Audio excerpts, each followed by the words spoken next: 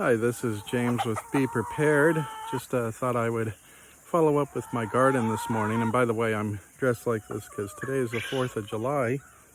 So to all of you out there, happy 4th and our Independence Day, something that we all really need to be looking at a little more closely in lieu of all the things that are happening today. But anyways, I just wanted to go through and show off what's happened in the garden since the last video I posted. In the last video, is pretty much just laying the fabric down, and all that was there was dirt. You didn't see any of the plants, so forth. So now I'm going to show you the result of all of that. So some of the changes that have been made, I took my 55-gallon water drum that I had and converted it over into a water vessel for the chickens. So now you can see they both have 5-gallon buckets in there with these small cups on there that I added to those 5-gallon buckets. Those, whenever they start to get low in water, they just refill themselves. So it's made keeping the chickens hydrated a lot easier. So here's all my ladies running around, and my roosters too, in their various areas. Okay, so but I have more chickens now than I did in the last video. But this water idea I saw online, and I forget what channel I was on, but this really worked out nice, and I'm very happy I did it. So it was a real inexpensive investment, and it saves me a lot of time, because lifting up 5-gallon water buckets all the time is very heavy. So I did some new things as well. I talked about starting an orchard, and so I've got some fruit trees that I put in. This is a Georgia peach. Got blueberries over here. That's an Anna apple tree right there. I'll zoom in on it. Which supposedly produces apples in this area. So that's exciting because I love apples. I'm going to take us into the garden area now. As you can see, I laid fabric down all through here. What used to be all dirt now is all lush and green. Some areas are a little overgrown. These are actually peanuts growing right here. They're a little too spaced together, so I don't know if I'll get a lot of them. I just wanted to try growing them to see what they were like.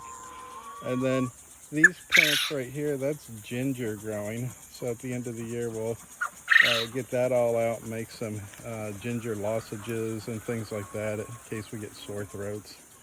The quail, they haven't been fed yet, so they're up here wanting their breakfast this morning.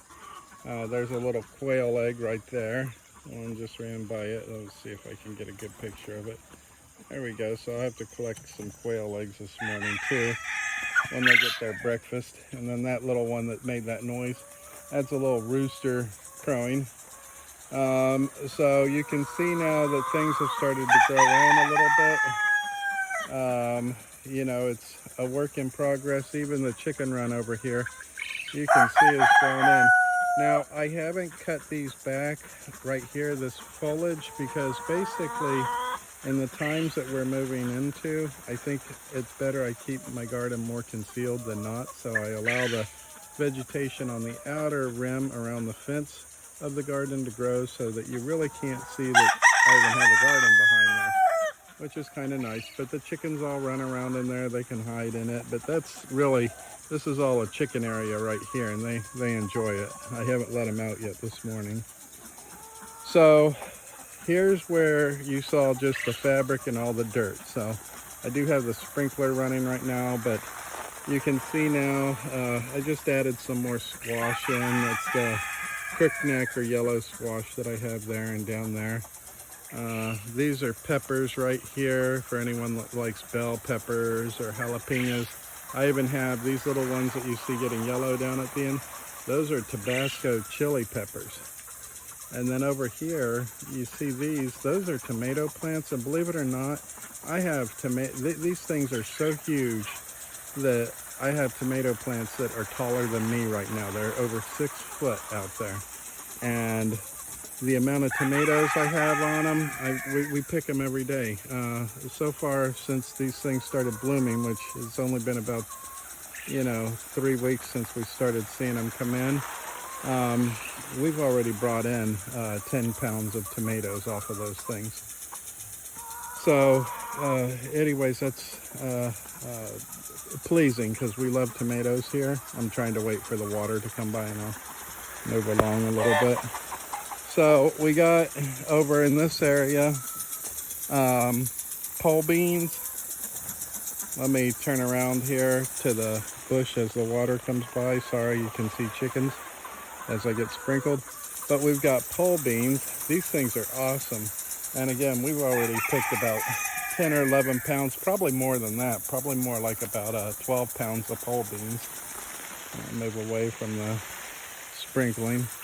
And then we've got okra growing next to the pole beans. And then coming in over here is eggplant. They're still coming in, so the eggplants right now, they're not as big yet as I'd like them to be, but they will be after the plants get a little bigger. But I've got different types of eggplants. You can see that's a shooting star.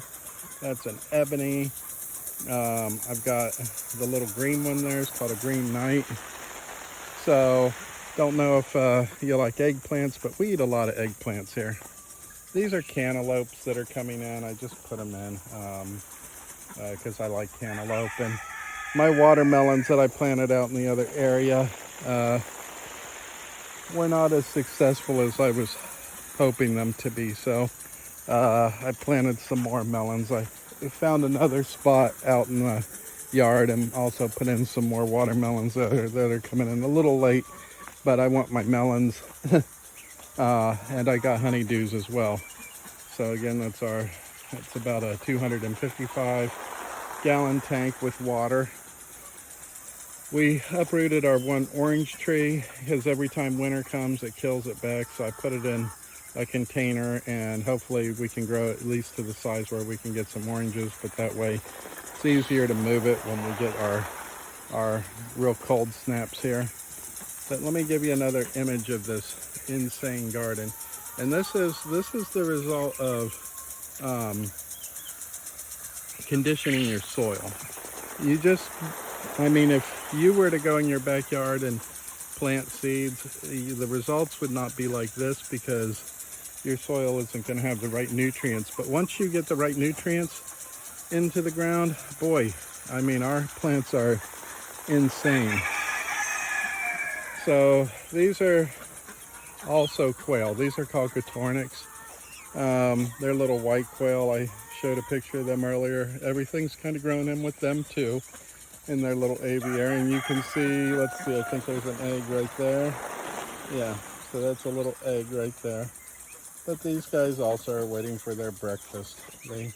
They're hungry, so I'll have to feed them shortly. This is our little herb garden area. So we've got our basils, we've got our oreganos, we've got something called culantro, rosemary, and we have ajicitos, which is a pepper growing here. That's lemon balm down there. That makes an awesome tea and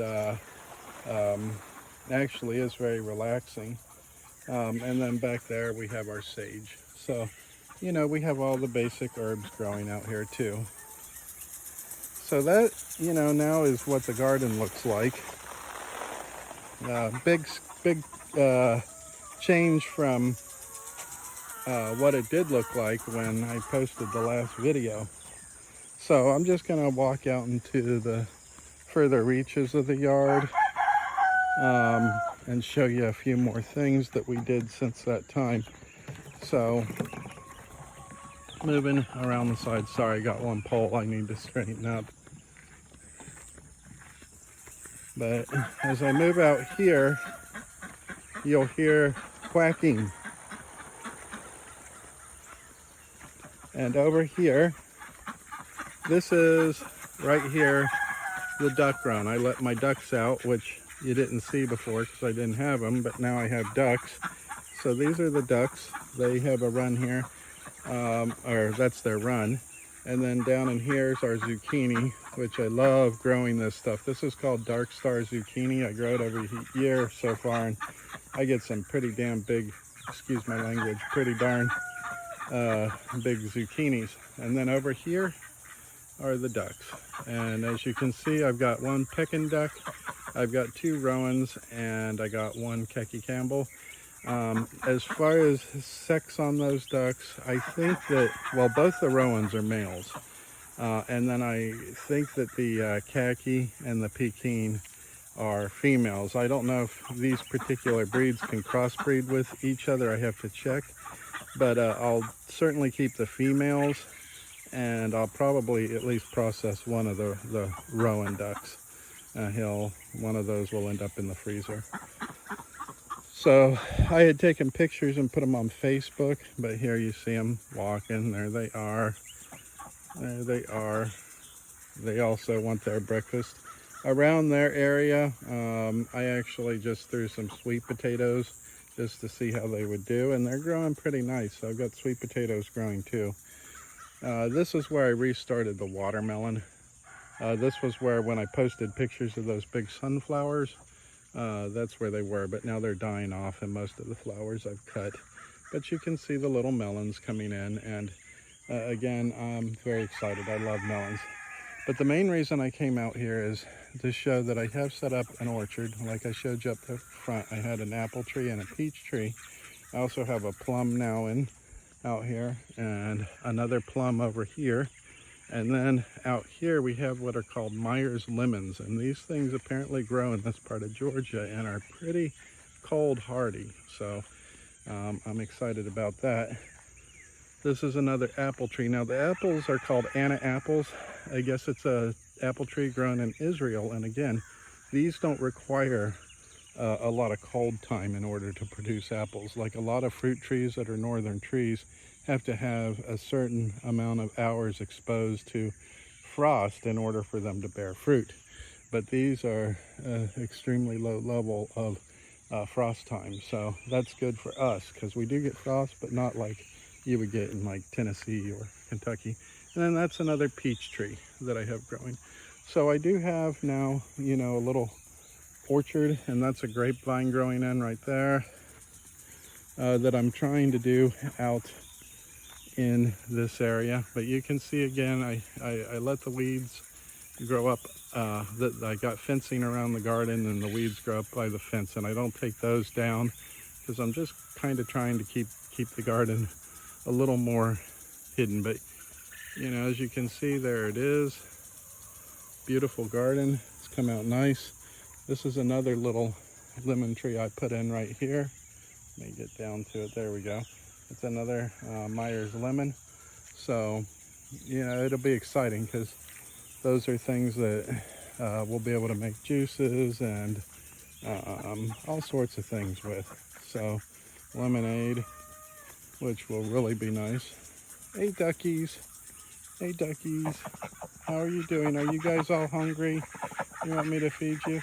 My dad, when I got ducks, said that they're messy, and they are. If you look in there, that I just kind of call this area the swamp, because it's always wet in their area and kind of slimy. So you got to get used to that if you're going to have ducks.